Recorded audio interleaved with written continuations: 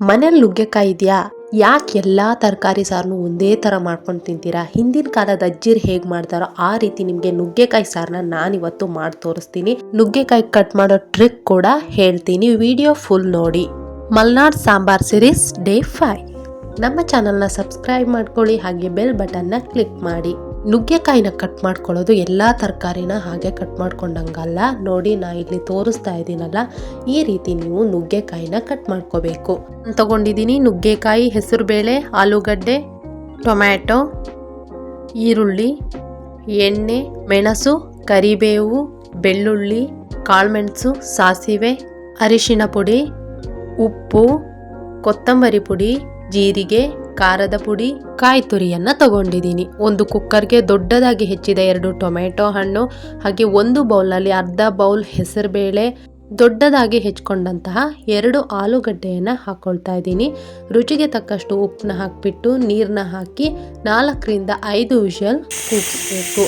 ನುಗ್ಗೆಕಾಯಿನ ಕುಕ್ಕರಲ್ಲಿ ಬೇಯಿಸಬಾರ್ದು. ಈ ರೀತಿ ತಪ್ಪಲಿನ ಇಟ್ಕೊಂಡು ಅದಕ್ಕೆ ನುಗ್ಗೆಕಾಯಿ, ಈರುಳ್ಳಿ, ಸಣ್ಣದಾಗಿ ಹೆಚ್ಚಿದಂತಹ 2 ಟೊಮ್ಯಾಟೊ, ಉಳಿದಂತಹ ಹೆಸರುಬೇಳೆ ಹಾಕಿಬಿಟ್ಟು ನೀರನ್ನ ಹಾಕಿ ಇದಕ್ಕೂ ಸ್ವಲ್ಪ ಉಪ್ಪನ್ನ ನೋಡಿಕೊಂಡು ಹಾಕಿಬಿಟ್ಟು ಬೇಯಿಸಬೇಕು.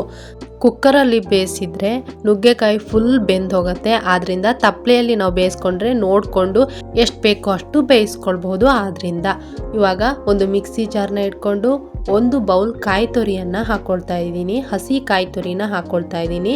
2 ಚಮಚ ಖಾರದ ಪುಡಿ, ಅರ್ಧ ಚಮಚ ಅರಿಶಿಣ, 2 ಚಮಚ ಧನಿಯಾ ಪುಡಿ, 7 ರಿಂದ 8 ಕಾಳು ಮೆಣಸು, 1 ಗೆಡ್ಡೆ ಫುಲ್ ಬೆಳ್ಳುಳ್ಳಿ, ಹಾಗೇನೆ ನಾವು ಕುಕ್ಕರ್ನಲ್ಲಿ ಬೇಯಿಸ್ಕೊಂಡಂತಹ ಟೊಮೆಟೊ ಹಾಗೆ ಆಲೂಗಡ್ಡೆಯನ್ನ ಸಿಪ್ಪೆಯನ್ನ ಬಿಡಿಸ್ಬಿಟ್ಟು ಅದಕ್ಕೆ ಹಾಕಿ, ಜೊತೆಗೆ ಕರಿಬೇವಿನ ಸೊಪ್ಪನ್ನ ಹಾಕ್ಬಿಟ್ಟು ನುಣ್ಣಗೆ ಮಸಾಲೆನ ರುಬ್ಕೊಳ್ಬೇಕು. ನೋಡಿ, ಈ ರೀತಿ ನುಣ್ಣಗೆ ಮಸಾಲೆನ ರುಬ್ಕೊಳ್ಬೇಕು.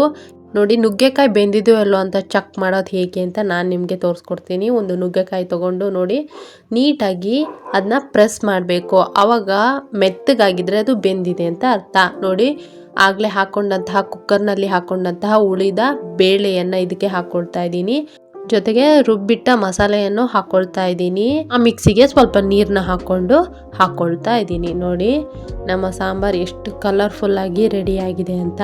ಒಂದು ಮಿಕ್ಸ್ನ ಕೊಟ್ಟು ಬೇವಿನ ಸೊಪ್ಪನ್ನ ಹಾಕ್ತಾ ಇದ್ದೀನಿ. ಹಾಗೆ ರುಚಿಗೆ ತಕ್ಕಷ್ಟು ಉಪ್ಪನ್ನ ಹಾಕೊಳ್ತಾ ಇದ್ದೀನಿ. ನೋಡಿ, ಬೆಲ್ಲವನ್ನ ನಿಮಗೆ ಬೇಕಾದ್ರೆ ಹಾಕೊಳ್ಳಿ, ಇಲ್ಲಾಂದ್ರೆ ಬೇಡ. ಆದ್ರೆ ನುಗ್ಗೆಕಾಯಿ ಸಾರಿಗೆ ಬೆಲ್ಲನೇ ತುಂಬಾ ಟೇಸ್ಟ್ ಕೊಡೋದು.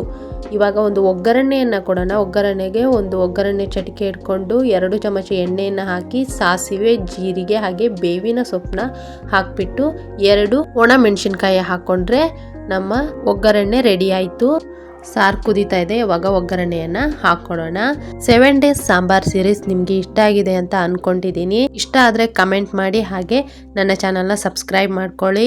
ಈ ಸೀರೀಸ್ ನಲ್ಲಿ ಬರುವಂತ ಎಲ್ಲಾ ಸಾರುಗಳು ಅಜ್ಜಿ ರೆಸಿಪಿಗಳು ಅಂತಾನೆ ಹೇಳಬಹುದು. ಟ್ರೈ ಮಾಡಿ.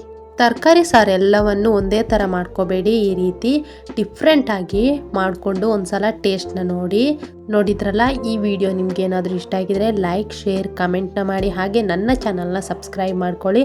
ಮಲೆನಾಡು ಭಾಗದ ವಿಧ ವಿಧ ಅಡುಗೆಗಳಿಗೆ ಮೋಪೀಸ್ ಕಿಚನ್ ಚಾನಲ್ನ ನೋಡ್ತಾ ಇರಿ. Thank you.